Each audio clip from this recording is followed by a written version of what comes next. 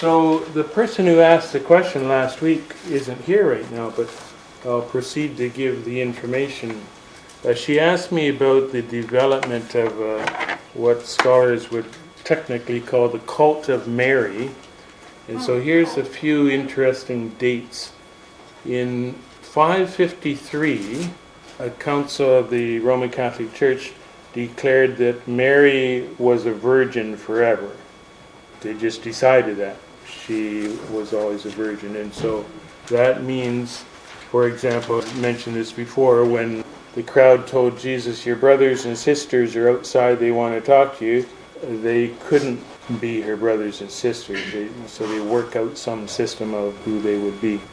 And then in 1854, a pope declared what's known as the Immaculate Conception, which is an interesting doctrine. It means that Mary, she's the only person in history like this, was born, along with Jesus, was born without original sin.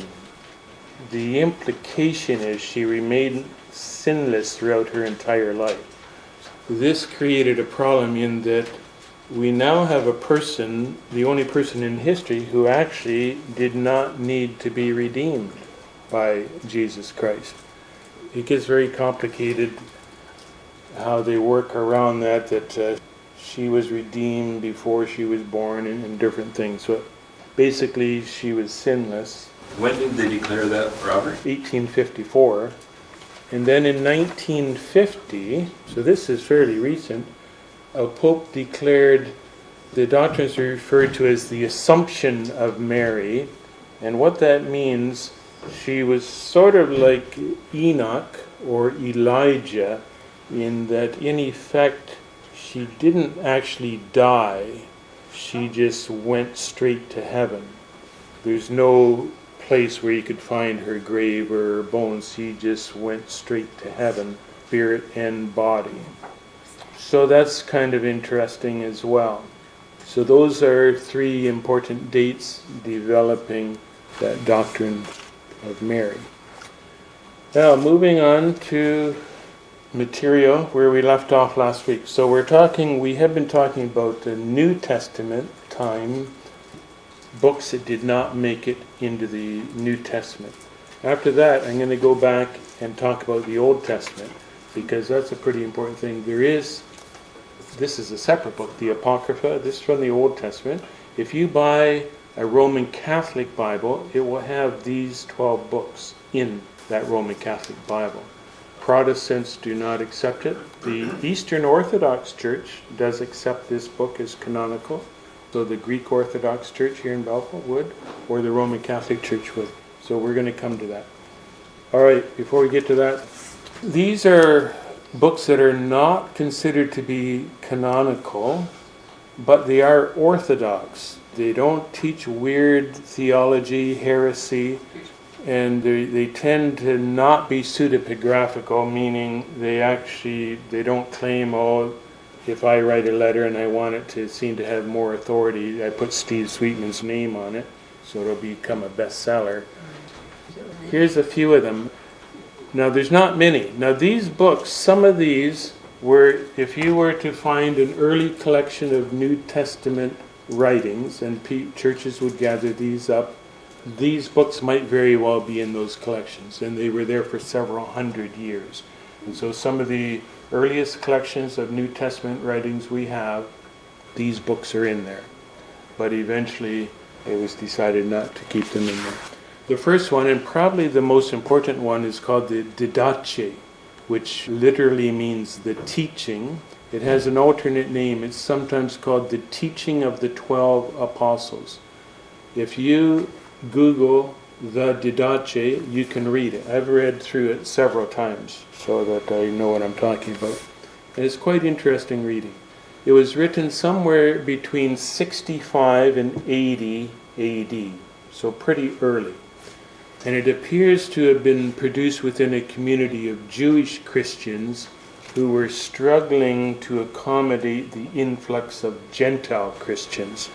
And so that was a major issue in the early church.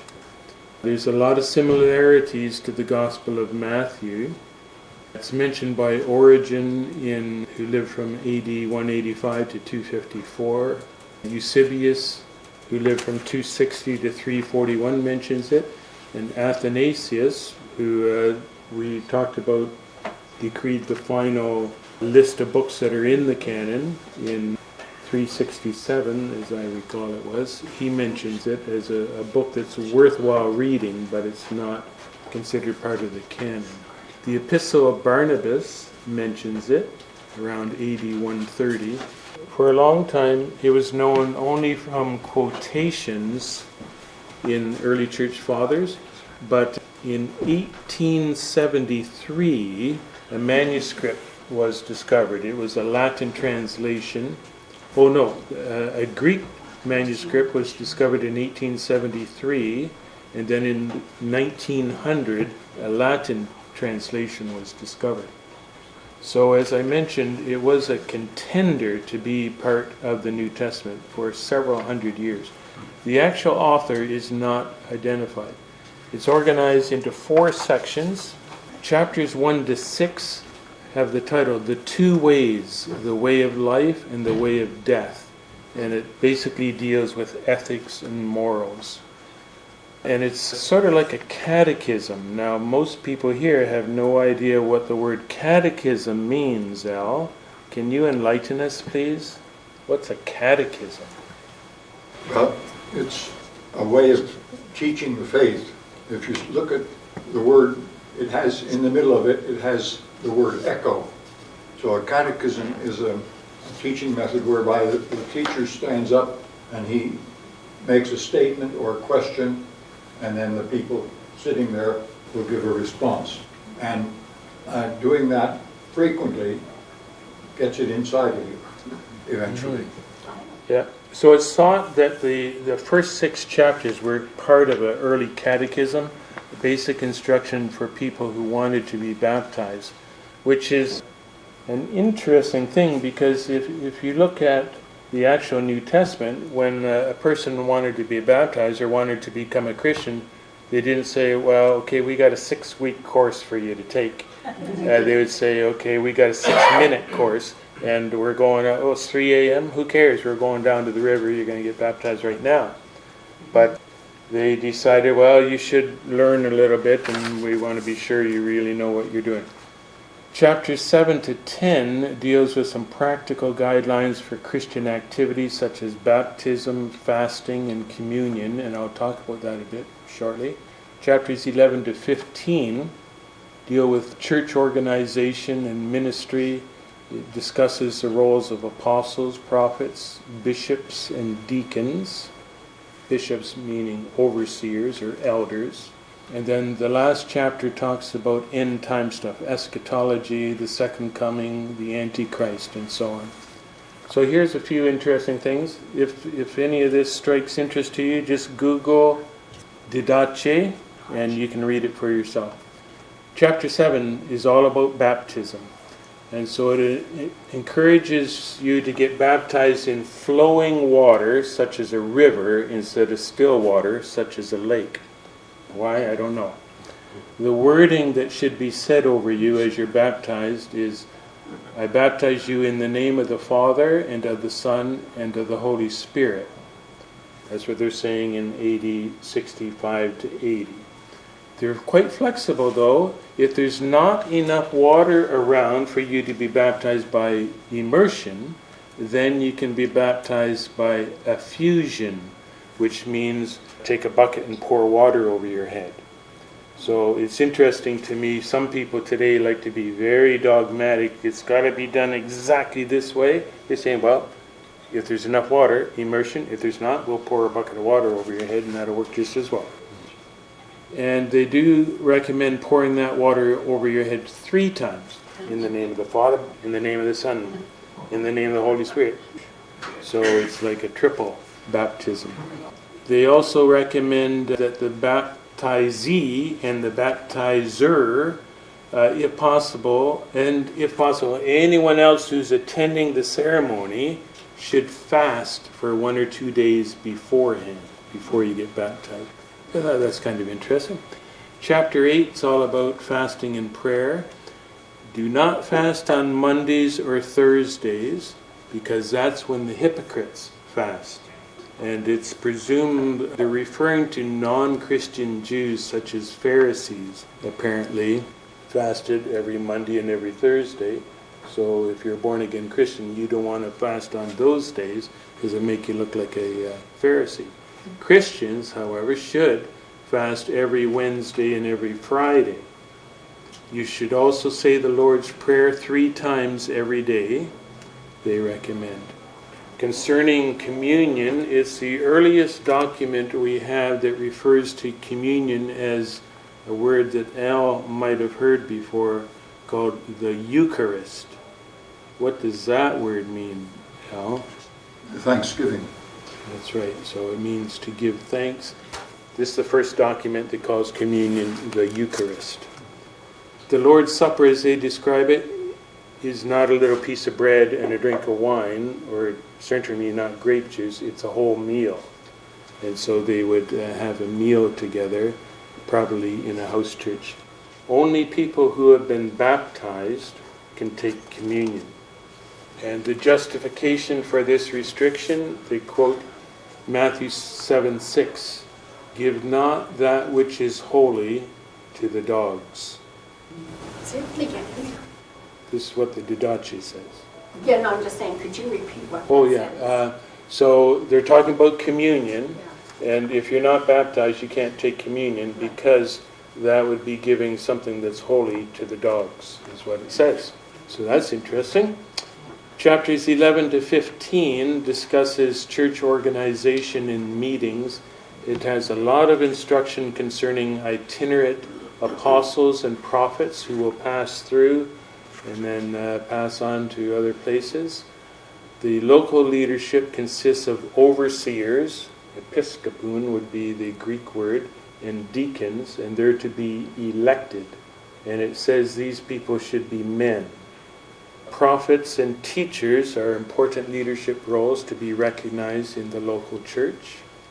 And Christians should gather on what they call the Lord's Day.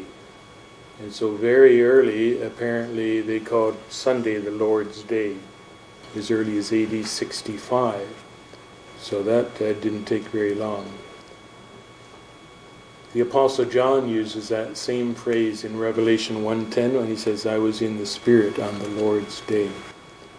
To honor that day that he rose from the dead, they started calling it that.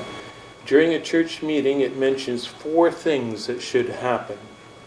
Number 1, they should break bread together, which means to have a meal together. So when Christians get together, you should have a meal. They should also have communion, which is a part of that meal. So every time you meet, you should have communion. You should give thanks as a part of the gathering. And you should confess your sins to one another, which is interesting. And then as a part of that, you should reconcile themselves with others if they have any grievances. So the 4 things are the breaking of bread, which includes communion, giving thanks, confessing sins, and being reconciled. So that's the Didache. If you want to read that, check it out. The first epistle to Clement, or the first epistle of Clement, written by Clement, it was written in about AD 96. Many collections of the New Testament documents, early ones, include this letter. Yes, Peggy? Do you know why the Didache was not included in the main canon? They just gradually decided it's an important document, it's a useful document, it's an inspirational document, but they decided it's not inspired by God on the same level as the other works. So all the ones I'm talking about now were considered good to read, but not inspired at the level of what made it into the New Testament. I suspect it's because there was no proof of apostolic authorship. Yeah, well, they didn't. All the ones that are in the New Testament, we know who wrote it, and so these are ones that came a little later. So Clement was writing a little later than the others. He wasn't considered an apostle. He didn't claim to be an apostle.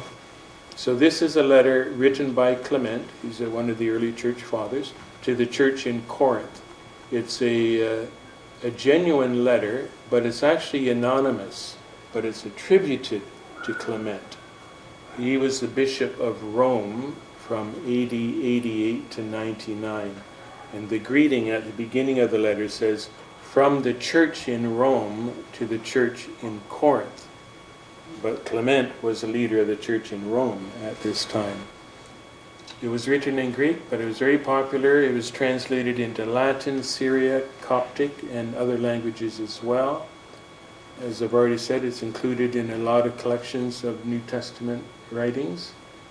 We only had quotations from it. We did not have any manuscripts of this until 1628. A manuscript was discovered, a portion of a manuscript, and then the first complete manuscript was discovered in 1873, and that manuscript had been copied in 1056. And so this letter gives a lot of information about the structure and organization of the early church.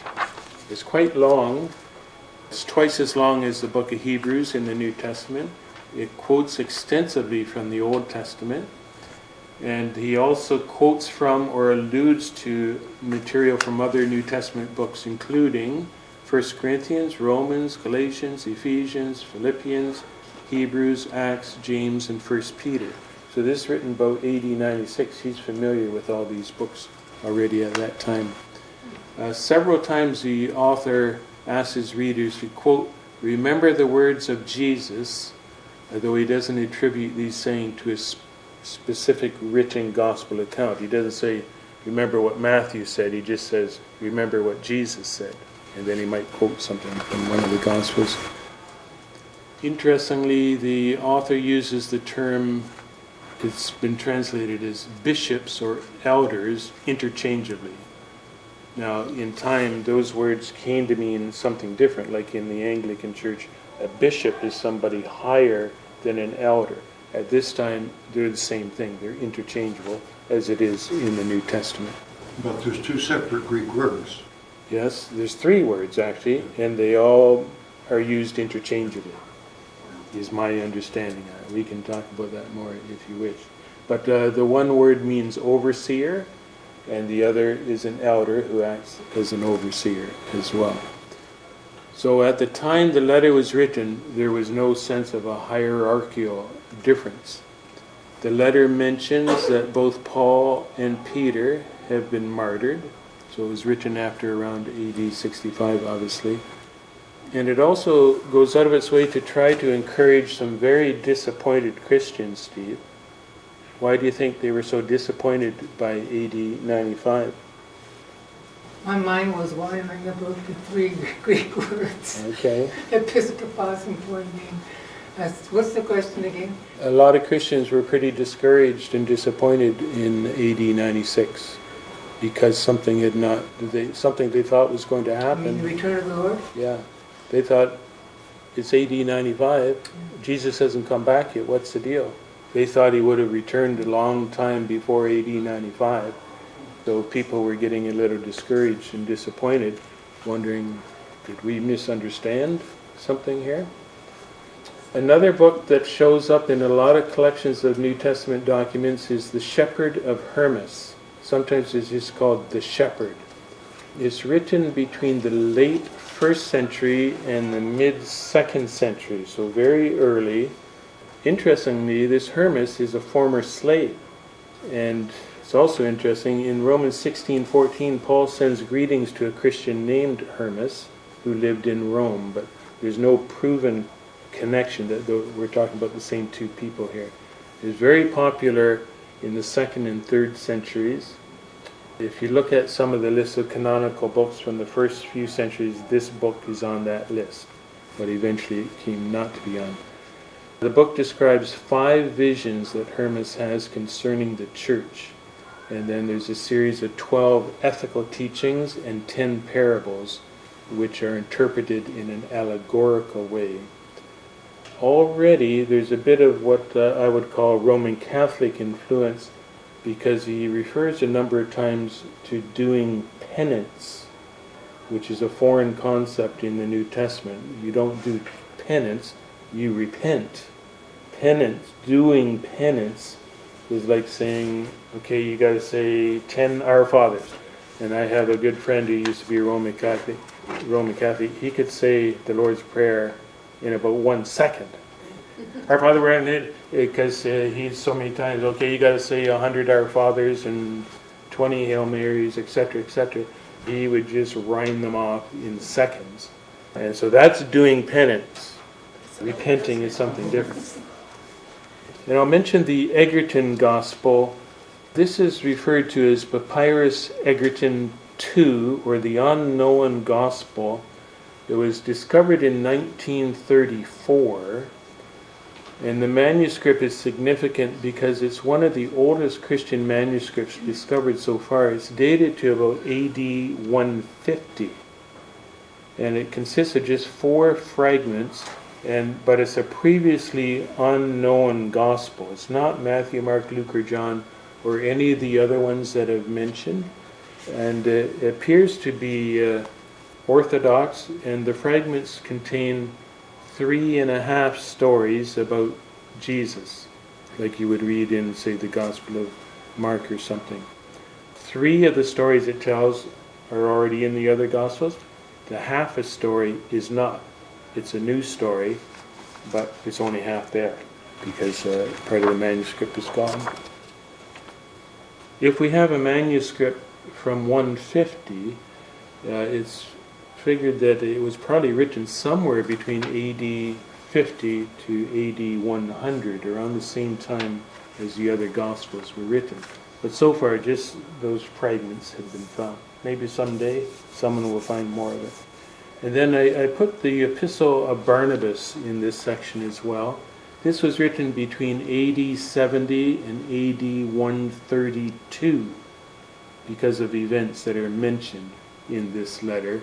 It's unclear whether the Barnabas is supposed to be the Barnabas who's mentioned in the book of Acts, who was a companion of Paul.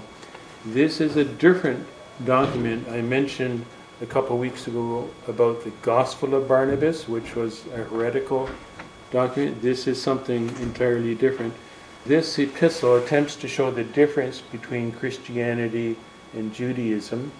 Many Christians accepted it as canonical even as late as the 6th century. It would show up on the list. And overall, it is an orthodox document. There's no heresy or weird stuff in it. So and that's the end of that section. Interestingly, since I typed up this 40-page thing, I keep coming across new apocryphal books that I didn't mention, and so there's a slew of them. These are the ones I've mentioned in the last few weeks are the most popular ones, but there's more that I didn't mention. Now we're going to move to this book. So if you go to a Roman Catholic store and buy a Bible, this will be included in it. Usually, if you say the words the Apocrypha, it's this that they're talking about. Yes? Should we assume that the books that you just mentioned are like even a step further away from the canon than the Apocrypha? Does that make sense? No, that's not necessary to assume that, and I'll explain that shortly. The word Apocrypha, Peggy was asking me, she was confused between the words apocalypse and Apocrypha. The word apocalypse refers to end time stuff. It's generally like a big disaster's happened and most of humanity's been wiped out. It's very popular nowadays in movies and adventure books and so on. There's been an apocalypse. 90% of humankind is wiped out, and you got to drive a souped-up car around and have a machine gun to survive. That sort of thing. The word apocrypha literally means hidden, or secretive, or concerned, or concealed. And so some of these writers wrote anonymously. A lot of the books are pseudepigraphical, meaning they claim to be written by somebody else. These ones are included as part of the Old Testament, not the New Testament. They were written before the time of Jesus. There's 12 books in here. These are written, there's a a blank slate, basically, between the time of Malachi, around 400 BC, and then there's silence for over 400 years, and then Jesus is born. There's no prophets that we know of. It's just the radio goes dead. Yes. Do we know how long people were living at that time? Yeah, normal length by then. But from 900 years to 70 years, where are we Well, we're at 70 years at best. at that point? Yeah, Thank you. yeah.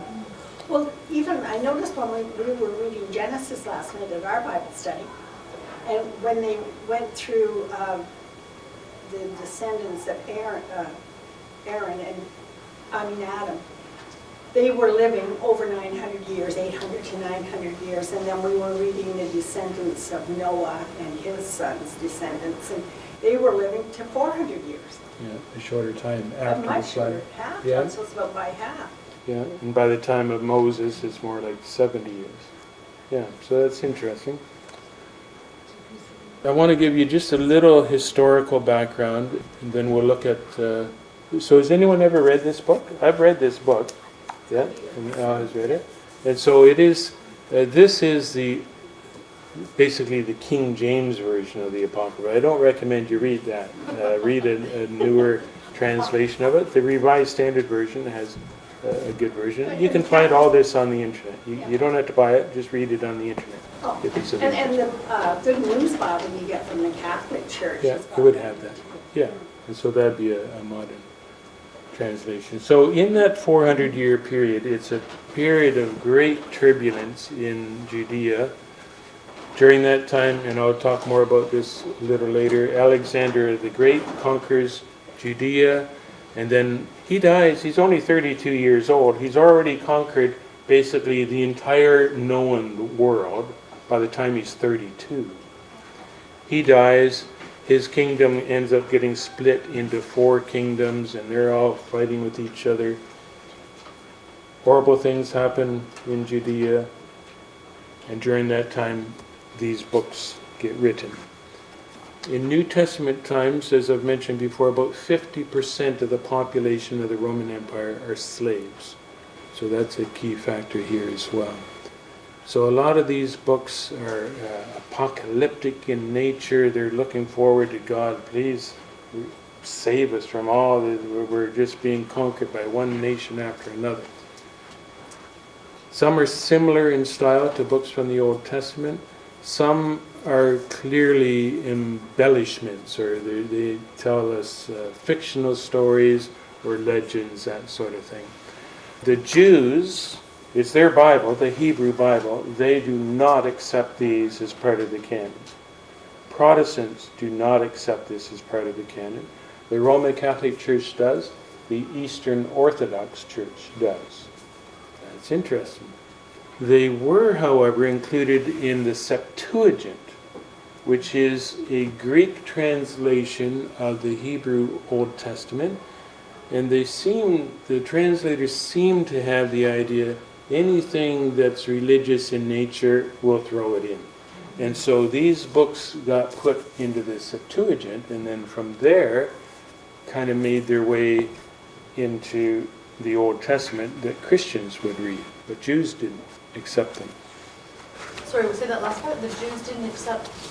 The Apocrypha, They did not. Okay. yeah, to this day they don't. Okay. In 405, Jerome produced the Latin Vulgate. He did not like these books. He said they're not in the Hebrew Bible. I don't want to put them in the Latin Vulgate. But the people above him basically pressured him into that.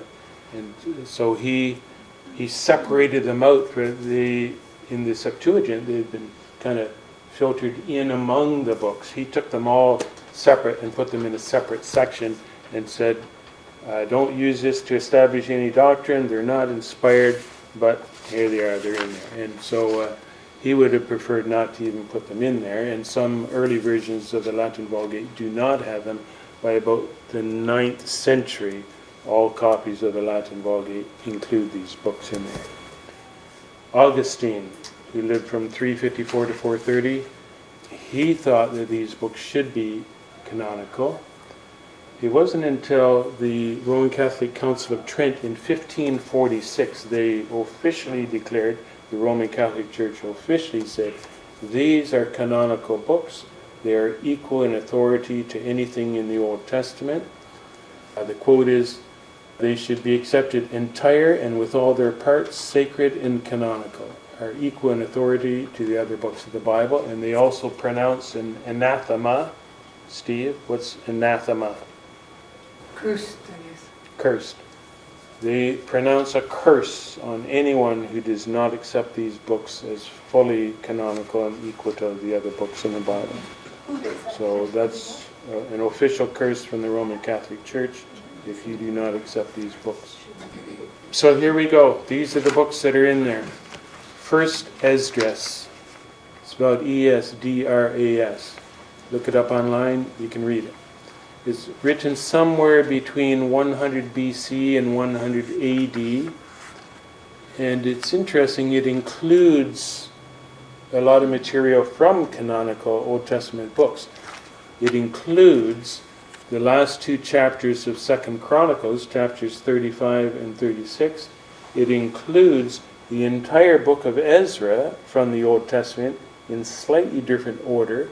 It includes 13 verses from the book of Nehemiah, but in the middle of 1 Esdras it adds 4 chapters of material that are not found in the Old Testament. They're known as the Darius Contest, the Tale of the Three Guardsmen, and this section is basically fiction. It's like a novel. It contains historical errors and inconsistencies. That's all I'm going to say about that. You can look it up. Second Esdras was written between AD 70 and 218. It claims to be written by Ezra in the 5th century BC. So we now have a problem, and that's why the Protestant churches don't like it. It says it was written by Ezra, but it was actually written about 600 or 700 years after Ezra lived. We now have a problem. It's sometimes referred to as the Apocalypse of Ezra. It's got 3 main sections. Chapters 1 and 2 are Christian in origin. It's supposed to be an Old Testament book written by Ezra, but the first 2 chapters you can tell a Christian wrote them. And those chapters assert God's utter rejection of the Jews and describe a vision of the Son of God. And these were probably added in the 200s, in the 3rd century. Chapters 3 to 14 are a Jewish apocalypse written sometime after the Romans had destroyed the temple in AD 70. In this section, the quotation mark Ezra from the Old Testament tells about a series of 7 visions bewailing the predicament of Israel, and Ezra longs for the Messiah to come and restore Israel to its former glory. And then the last 2 chapters, chapter 15 and 16, predicts wars and rebukes sinners, and they were probably added in the 3rd century AD and are probably written by Christians as well. Martin Luther hated this book so much he threw it into a river. Tobit, T-O-B-I-T. It's basically a religious romance novel written in around from 225 to 175 BC. And it's quite a complicated romance novel about a Jewish man named Tobit, his son named Tobiah, and a woman named Sarah who eventually marries Tobiah. There's also an angel named after one of the teenage mutant turtles. Raphael. I might have got the order mixed up there. Raphael is the name of an angel, and he's in this story. And so that's where, if you've heard of an angel referred to as Raphael, that's where it came from, the book of Tobit. The story takes place in the 8th century BC in Assyria and Persia. And I read it, and it's interesting. To drive a demon away, Tobiah burns the heart and liver of a fish. So there's an interesting way to get rid of a demon. Get rid of a lot of things. Yeah. It's strongly Pharisaic, like the Pharisees that you read about in the Gospels. It has a lot of tones of the Pharisees in it, emphasizing the law, clean foods, ceremonial washings, fasting. It teaches that giving alms will atone for sin. And interestingly, the canonical Old Testament book of Amos, the prophet Amos, is quoted in Tobit 2:6. It contains historical and geographical errors. Interestingly, fragments of Tobit in both Aramaic and Hebrew were discovered at Qumran among the Dead Sea Scrolls. So that's interesting. There's actually two versions of the book. One is 1,700 words longer than the other. So if you're looking for a romance novel, Michelle, Yes. look up Of Tobit. course I would be right. I'm with it. Judith, written around 150 BC. It's kind of like a parable or an allegory or maybe a fictional historical novel. If you look up movies on TV, you can look under historical novel sort of thing. It's they blend history with various other things, and that's what this book is like. So there's a fictional story together with a historical setting. And so it tells a story, it's a fictional story of a Jewish widow named Judith who gains the trust of the leader of the Assyrian army. And she either gets him drunk, or one version says she feeds him a lot of cheese.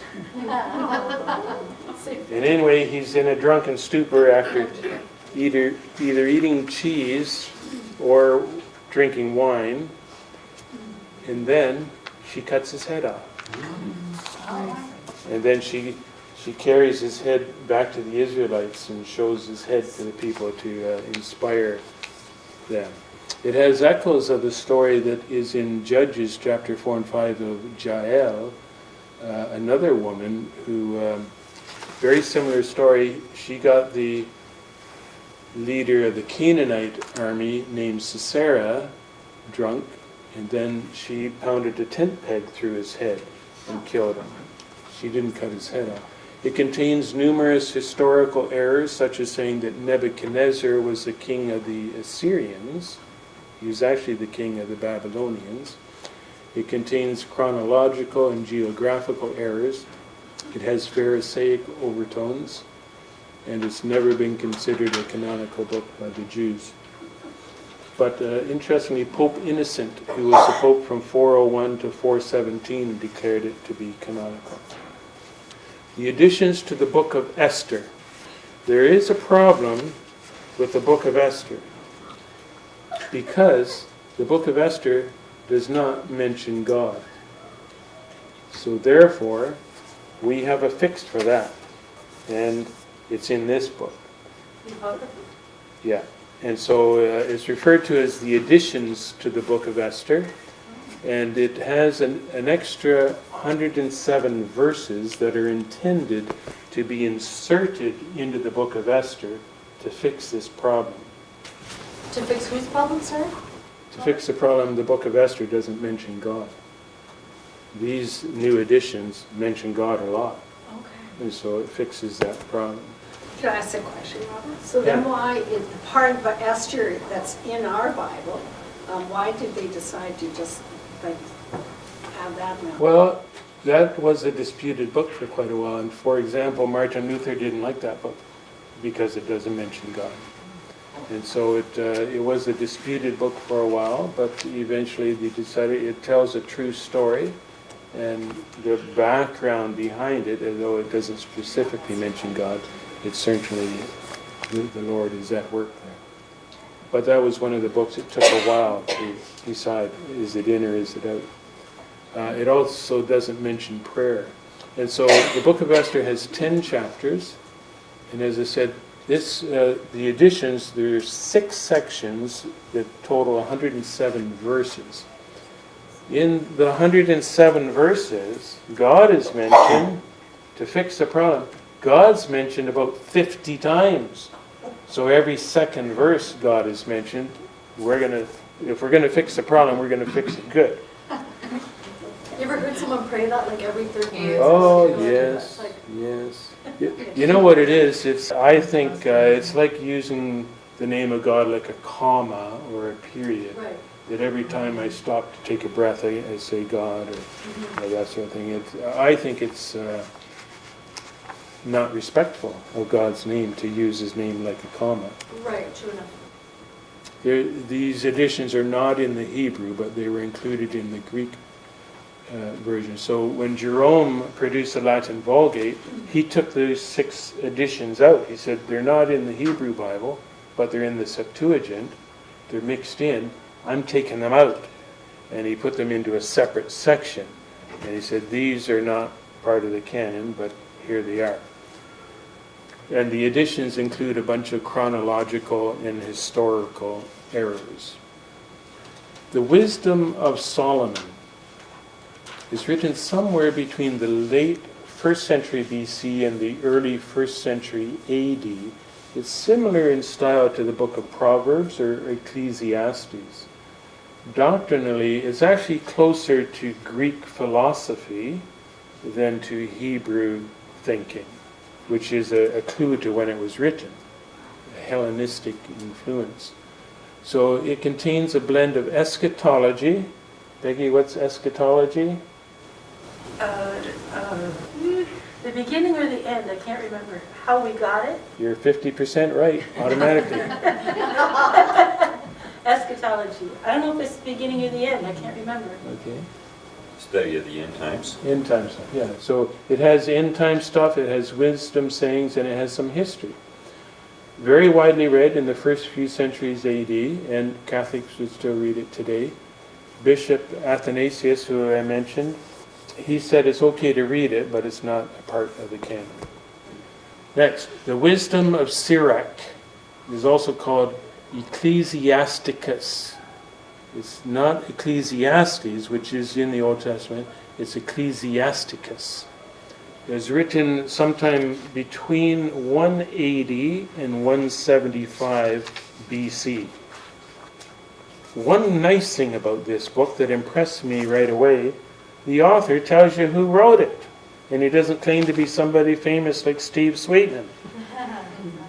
His name is Ben Sira, and he lived in Jerusalem. And he said, this book's written by Ben Sira. Well, I automatically liked the guy already because he didn't lie about who wrote it. It's similar in style to the book of Proverbs. It contains religious wisdom and practical advice. So some of the topics it addresses include the creation, death, friendship, happiness, honor and shame, money matters, sin, social justice, and women. What about women? Oh, you need to I'm know coming about to women. it. Wait, yes. You better look it up. He actually, it's not great what he has to say about women, I'm afraid. The teachings are applicable to all conditions of life, to parents and children, husbands, wives, the young, the old, masters, to friends, to the rich and the poor. Many of the teachings are rules of courtesy and politeness.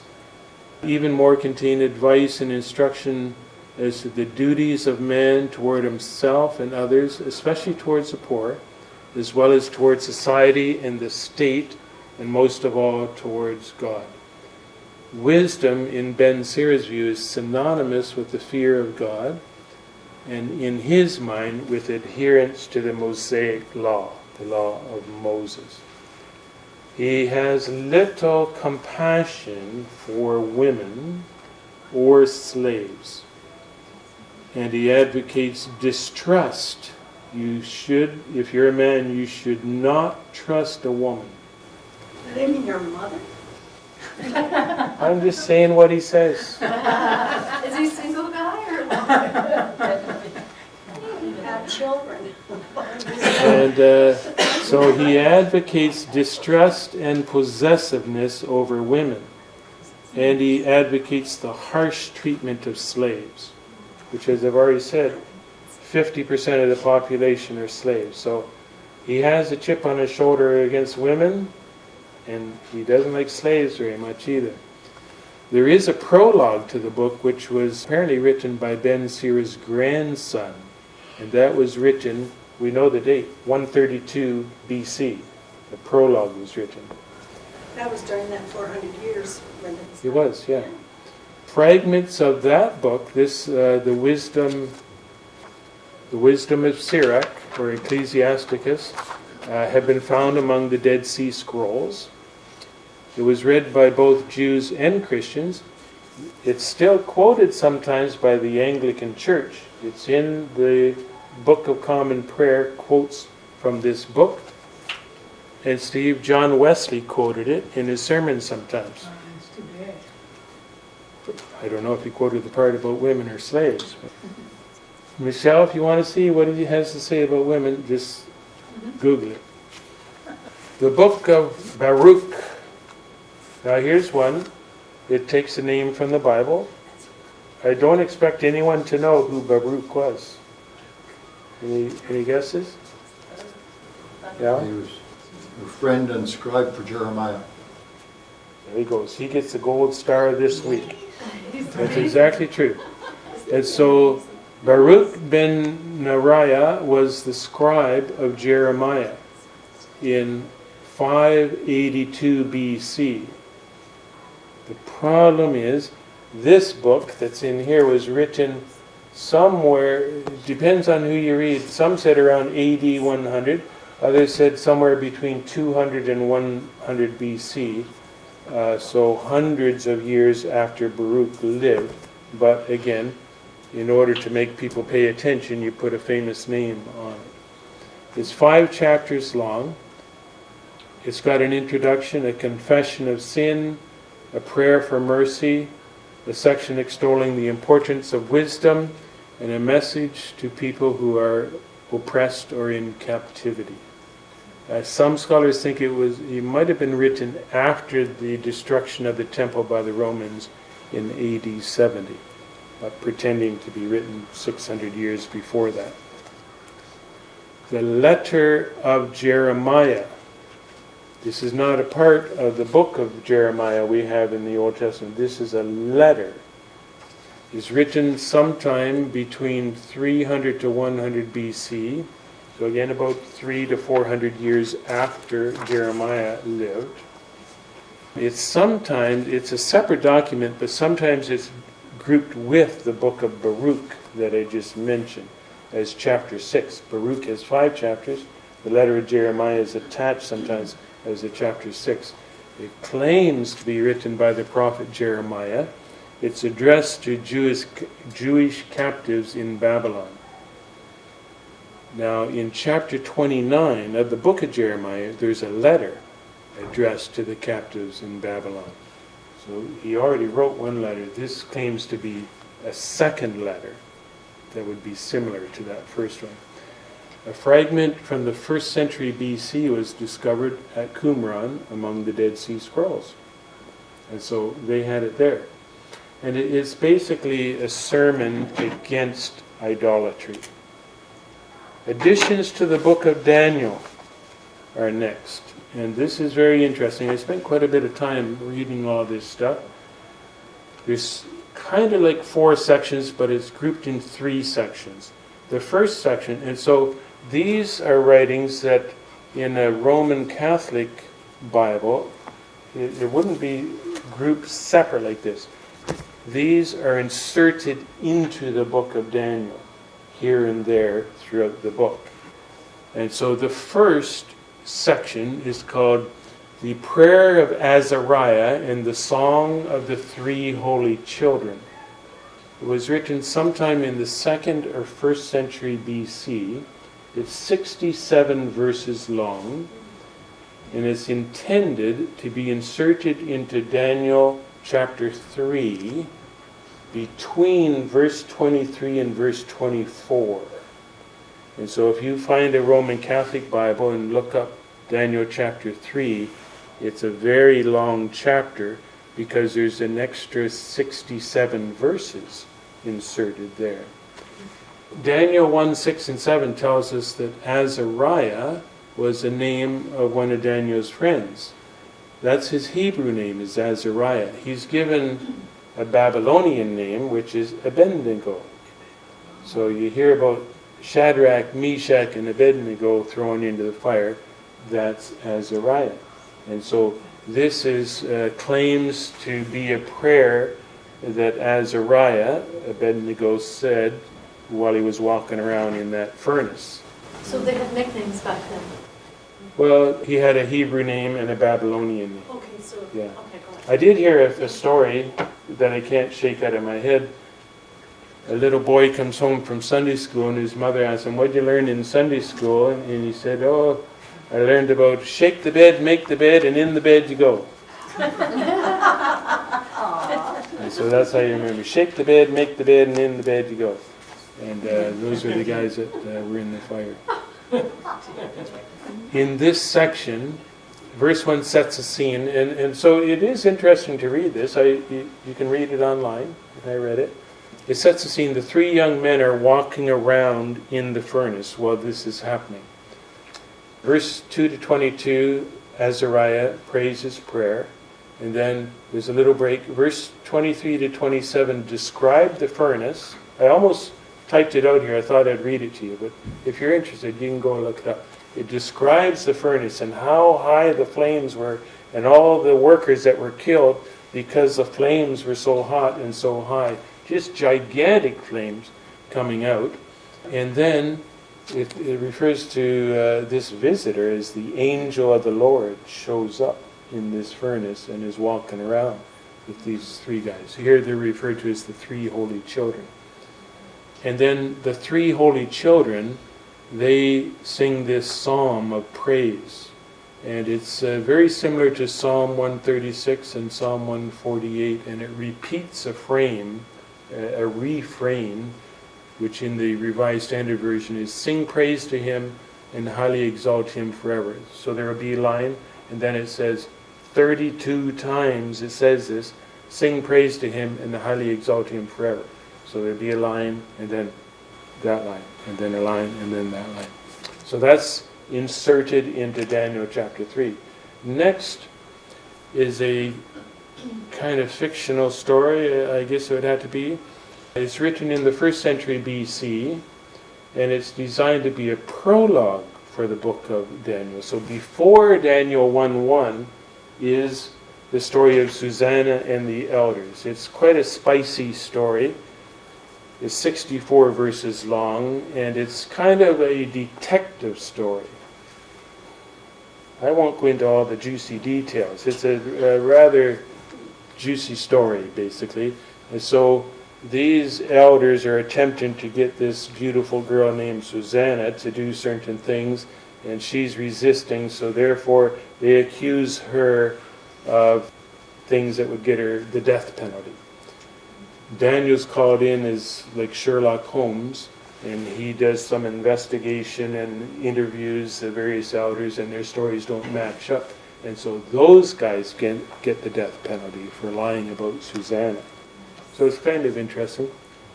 It's interesting that the same story is a Babylonian folk story, and so they've taken this same story and changed the names and then stuck it into being a prologue to the book of Daniel.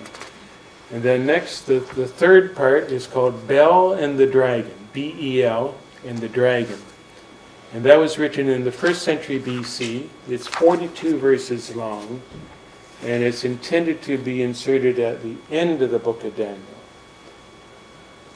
It's got a little mistake, because Daniel's no longer in the Babylonian Empire. He's now in the Persian Empire, and the king is Cyrus, the king of Persia. So there's a little problem there. And it actually has 3 stories in this section. The first story is 22 verses long, and it's, again, an entertaining fictional detective story concerning, and Daniel's the detective on the case, solving a problem. It's quite an interesting story. How much time have I got here? What time is it here? It's 8 o'clock. Okay. No, I don't have time to tell you the whole story. It's a detective story. It concerns an idol named Bel, and the 70 priests of Baal. And so after Daniel does his detective work, the 70 priests of Baal and their wives and their children are all put to death because they've been lying to the king about... Why did the Catholic Church want that in the Bible? To scare people. I guess.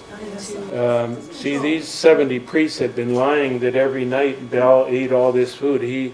Baal had a tremendous appetite. And so the king...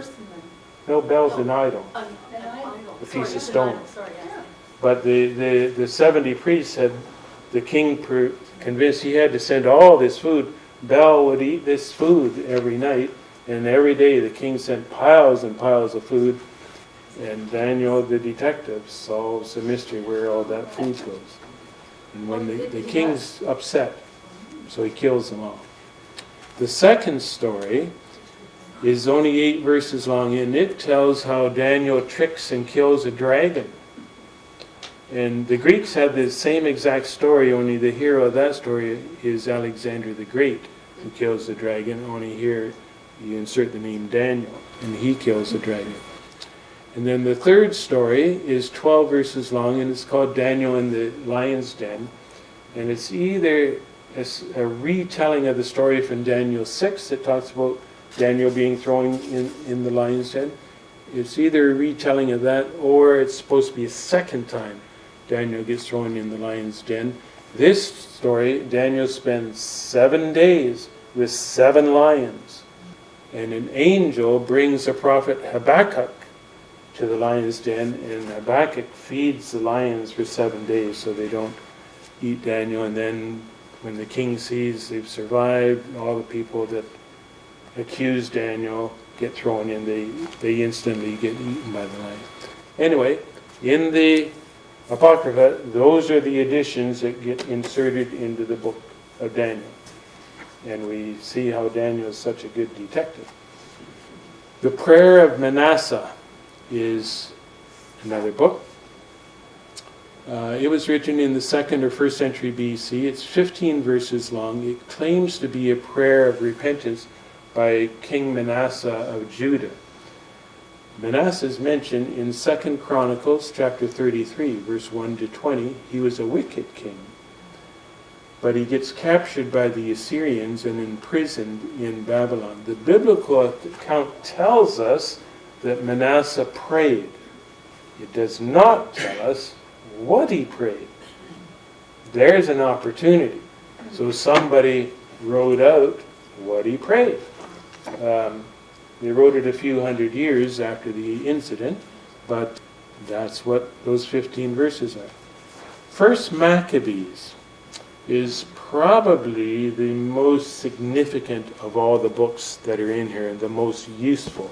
It's a historical book. It's written in the 1st century BC. The author doesn't identify himself. He has accurate geographical information about Judea, but lacks information about countries outside Judea. So there's various mistakes about that. The authenticity of parts of the book have been questioned, but other parts do contain valuable historical information. So here's where, to set the context, I need to give you a little bit of historical background on Israel. If we were in a Bible school, I might not need to tell you this, but we're not, so a lot of people might not know all this. King Solomon died around between 926 922 BC. After his death, Israel was split in two. There was a northern kingdom that had 10 tribes and a southern kingdom. The northern kingdom, their capital was Samaria. The southern kingdom of 2 tribes, their capital was Jerusalem, and that southern kingdom was called Judah. The northern kingdom is called Israel. Assyria, and I'm condensing the story, Assyria conquers the northern kingdom in 722 BC. Egypt conquered the southern kingdom in the late 7th century, sometime after 625 BC. The Babylonians defeated Egypt in 605 BC. Judah comes under their authority. There's some double dealing. Nebuchadnezzar conquered the southern kingdom in 597 BC, and then he had to come back and do some more damage in 586 BC. In 539 BC, the Persian Empire conquers Judea. 332 BC, Alexander the Great conquers Judea. 323 BC, Alexander the Great dies at the age of 32. After a whole bunch of infighting, his kingdom is split into 4 territories, and the part of Judea is now under what's called the Seleucid dynasty. This is a general that was under Alexander the Great. And it was under the Seleucid dynasty from 312 to 63 BC. Something happened in 63 BC to bring this to an end. In 175, one of the Seleucid rulers, his name is Antiochus IV Epiphanes, comes to power. He ruled from 175 to 164 BC. His mission in life, destroy Judaism. He wants to wipe out Judaism. He makes it illegal to be circumcised. He makes it illegal to observe the Sabbath day. He makes it illegal to possess Jewish scriptures. He goes to the temple, he takes anything of value out of the temple, and he stops all the sacrifices in the temple. He has an altar built to Zeus in the temple. He wants to institute sacrifices to the Greek gods in the Jewish temple. At this point, and this act is referred to, he might have actually sacrificed a pig on this altar just to rub it in to the Jews because they didn't like pigs. It's referred to as the abomination of desolation, is the official title of this thing. The Jews decide, we have had enough, we're going to revolt. This happens in 167 BC, and the revolt is led by a family called the Maccabees. The revolt lasted 7 years, and it was successful. They establish a new dynasty called the Hasmonean dynasty, and it rules Judea. During one of the battles, during the revolt, the Jews had to make a major decision. Will we fight on the Sabbath day? And they decide, no, we will not. And as a result, 1,000 people are killed because they refuse to fight back. After that, they have a big meeting, and they decide, from now on, we're going to fight on the Sabbath day, if we have to. In 165 BC, the temple is freed and reconsecrated, so the sacrifices begin again, and that event is what's commemorated. Does anyone know the Jews to this day have a festival? Yes? Hanukkah, Hanukkah. Festival of Lights. Festival of Lights. That's what it's about. It's referring to the temple being rededicated in 165 BC after this revolt. All of this is told in a story in the Apocrypha. It's called First Maccabees. And so this is the book that of all the books in there has some merit historically. The book in here covers the period from 175 to 134 BC. So a lot of the time that I just talked about. It describes the exploits of 3 Maccabean brothers, Judas, Jonathan, Simon, plus Simon's son, whose name is John. This book, First Maccabees, along with the writings of a Jewish historian called Josephus, who Steve has heard of, they're our most important source of history, Jewish history, during that time period, from AD or BC 400 to the time of Jesus being born, which is kind of a blank slate. Don't know much about it, other than from the book of Maccabees and from the writings of Josephus. So it is an important book. I'm not the only one who thinks it's important. A guy named Ralph Earl, who wrote a book that I read, says it's perhaps the most valuable book in the Apocrypha. I'm only going to talk about one more book. And they ruled for that whole time, right? They took back that rule, They did. right? And they were the Jewish. There was one thing that happened I didn't mention.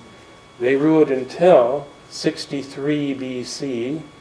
That's when the Roman Empire came on the scene. Boom, and they wiped everybody out. And so they took over in 63 BC. That's where Herod the Great comes along shortly after that. he's reigning on behalf of the Romans. There's another book, Second Maccabees, which is not nearly as important and significant as First Maccabees. You would think Second Maccabees comes after First Maccabees, but it doesn't. It retells the same story from a different viewpoint. It was written sometime after 50 BC. It covers the time period from 180 to 161 BC. So it's a parallel account, and it's concentrating on the exploits of Judas Maccabeus.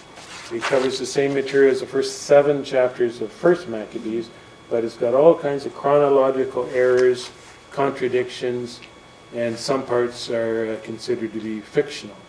It's more theologically oriented than the first book. The first book is like a history book.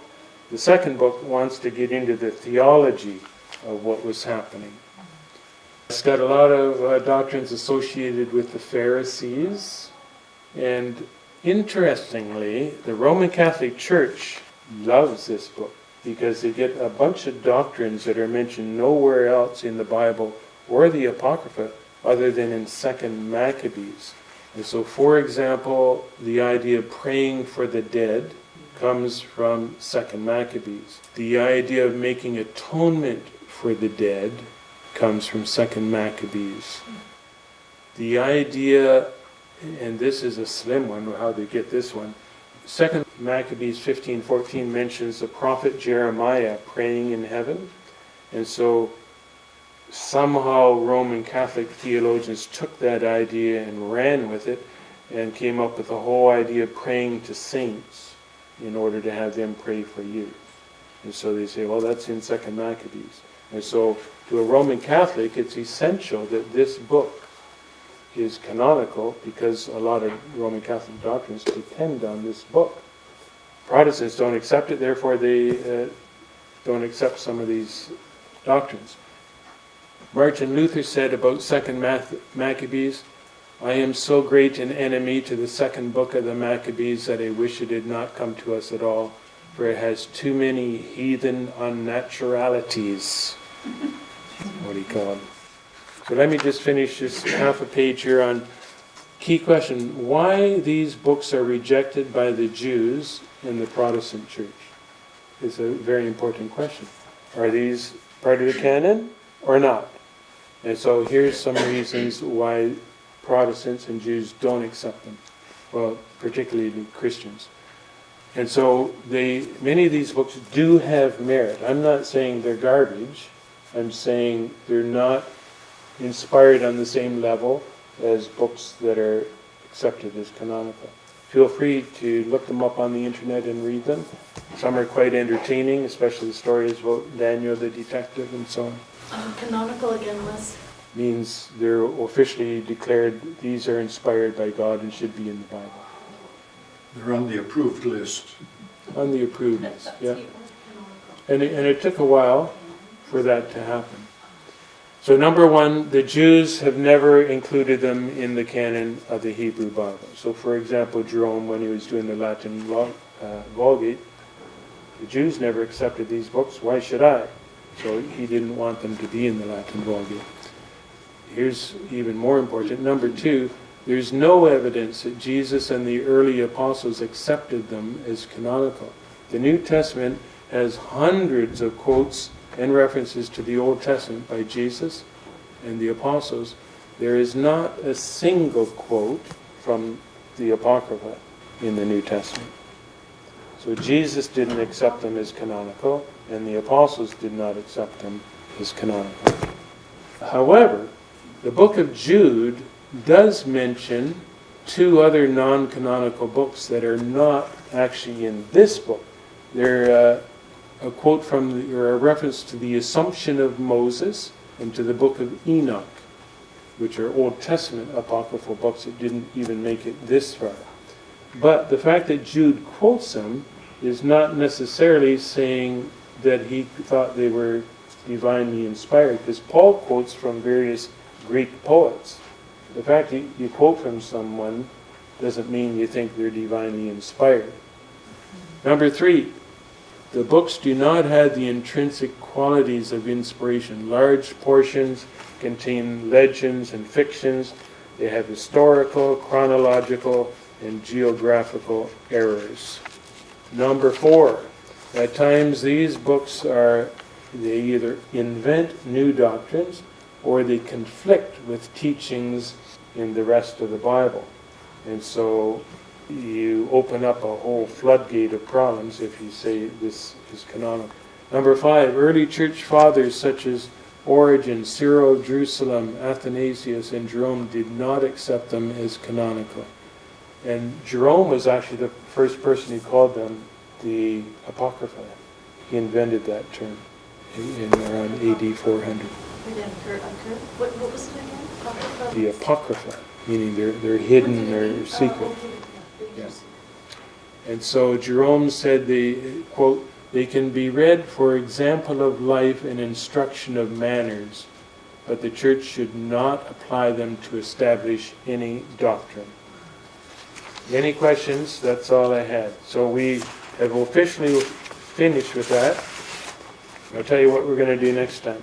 We're going to be looking at how manuscripts were written, what material they were written on, what you wrote with, what type of pen, what type of ink, how long those documents would last, different styles of writing, how do you tell the age of documents.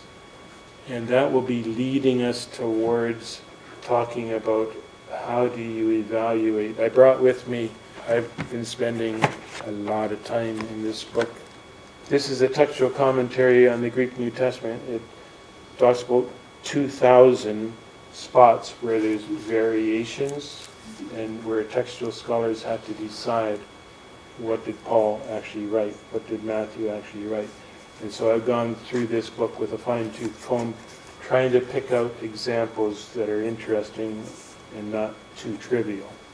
And I've managed to do that. Now this is a similar book written by Philip Wesley Comfort, which I've also read, very interesting. So I'm going back and using some of the stuff he says as well to give you examples of textual criticism. So Robert, when you talk about things like paper and ink, is that important because you're establishing timelines? I am. Okay. And so, yes, John. Oh, I didn't want to interrupt the question or your answer. You talked about the right term, discotomies. The word dis. The first one you talked about. Detached. Oh, the didache. Didache, Right. right. Do you want me to spell that so you can look that up? No, Okay. well, what struck me, having been pretty well raised in the Catholic Church, is that, and it's not canonical according to you, Yeah. a lot of the things you described in there are ritual within the Catholic Church. Mm-hmm. With the Eucharist, fasting before communion, saying the act of contrition before you take communion, where you have to confess your sins. And that's all part of the Sunday service ritual that the Catholic Church practices. So it just... And so that book that's why it stayed in for several hundred years, because there's nothing heretical in that book. This previous several weeks I've been talking books that have all kinds of weird and wonderful doctrines. The Didache is pretty straight down the middle. It's orthodox. It has good advice. And I encourage you to read it. I've read it a number of times, and it's quite interesting that this is what Christians between around AD 65 to AD 80, they had already kind of ritualized some things. This is the way we want you to do it. So I think this is what a meeting looks like. This is what we do. This is how we baptize people. This is how we take communion, and so on. So I wasn't dissing that book. No. It just struck me as the points that you made, and it just brought me back to thinking of the way we would prepare to observe Sunday service. Yeah. Was you would fast, you wouldn't eat before you went to church. Yeah, the Eucharist was put in a small container on the center of the altar. It was like a large host within a sun. I've seen that. And they call it the Eucharist. And the fact that you say an act of contrition, which is the confessing of your sins, I guess, to others before you took communion. And that's the way they Those are all good conduct their things. service. Yeah. So it is interesting, some of the things that they say would normally happen don't happen anymore. Times have changed, whether that's good or bad. It is interesting reading. I went in about 3 weeks ago to our library. Can't hear you. And asked for books on Stefan's books, and they said that they would try to get them locally. And today, I got a confirmation letter that unfortunately the manuscripts on parchment wasn't available, but it is from University of Toronto, and they will send it when summoned to do so for $10, and you Oh. have it for 3 weeks. And it's actually written on It's from parchment? UOT, yeah, and they Beautiful. normally don't do that, but they have an arrangement, so, but You had to they wear said gloves they would when you touch also, if there was enough requests, they would order the books if they don't have them locally in Trent, so that's a good thing we should do, is to try to get them to bring in Mhm. yours. Next week, I'm talking about what parchment is, and I have a bunch of pictures already organized. So I'm going to show pictures of how it's made and so on. Parchment's a wonderful thing. And you can tell how old a document is by what it's written on is a major factor. Parchment came in at a certain point. Also, the style of writing is a major thing. Other questions, comments? Yes, Jim? Well, all these different documents, and some of them are contrary to one another. Reminds me of the current situation in the United States between the Republicans and the Democrats. Are we still recording? I don't want to be blacklisted. I don't want to. I'll be sitting in my house and I'll see, hey, where's that little red dot on my chest? I'll edit that out. Time's up, guys. Yes, Michelle. Oh, did you finish your point? Yes. Thank you. Trying to start That was a close. riot. The Michelle? women you mentioned that did We're just signing. cut the heads off of these men after getting them, enticing them with food. She's a heroine. Yes. Were they instructed to do that by someone else, or this was just of their own She came up volition? with this, yeah. Yeah. For the purpose of like saving them? Well, it's saving it. So the Assyrian army was Yeah. ready to kill all the Israelites, and so it's a story to inspire Takes it patriots. upon herself to be this heroine and do this. Yep. And so she uses her feminine wiles to Well, be. because, I would have never thought that back then, that's quite aggressive as what we're seeing in modern day, right? Through media and movies. Yeah. So it's almost like, when you said, I'm like, okay, so nothing really is new under the sun. No. There were these acts. Well, it's probably not a true story. It's a fictional story, but Oh, it's an okay. inspiring story, Okay, okay. if I may say it this way. If a woman can do this, what more can our army of 5,000 men do? So it's inspiring.